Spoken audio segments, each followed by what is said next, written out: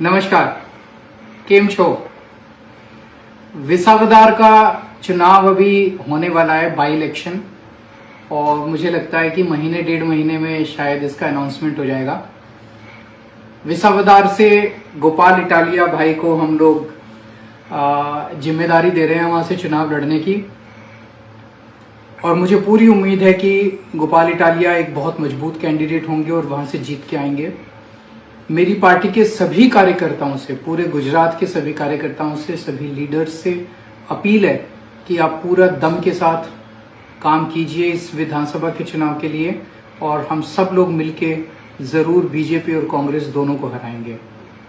दोस्तों, સૌથી પહેલા તો હું ગુજરાતના તમામ લોકો અને વિસાવદરના ખેડૂતોનો આભાર માનીશ કે ઘણા લાંબા સમયથી એમની લાગણી હતી કે ગોપાલભાઈ ઇટાલિયા વિસાવદરથી ચૂંટણી લડે। મેં અરવિંદ કેજરીવાલજીને વિનંતી કરી અને અરવિંદજીએ મને એક જવાબદારી સોંપી છે કે વિસાવદરના ખેડૂતો અને ગુજરાતના લોકો માટે અવાજ ઉઠાવવા માટે આ ચૂંટણીમાં હું ઉતરું। દોસ્તો, હું આશા રાખું છું કે આમ આદમી પાર્ટીના સૌ કાર્યકર્તાઓ, ગુજરાતના તમામ એ લોકો કે જે લોકો તાનાશાહી સામે લડવા ઈચ્છે છે, ખેડૂતોનો અવાજ બનાવવા ઈચ્છે છે, એ લોકો મને આમ આદમી પાર્ટીને મદદ કરે। અને ખાસ કરીને વિસાવદરના ખેડૂતોનો વિશેષ આભાર માનીશ। અને એક ખાસ મહત્વની વાત એ છે કે ગુજરાતમાં ભાજપે આજ દિવસ સુધીમાં કોઈ પણ ધારાસભ્યને કે કોઈ પણ આગેવાનને ડરાવીને, ધમકાવીને, લલચાવીને તોડી પાડ્યો છે।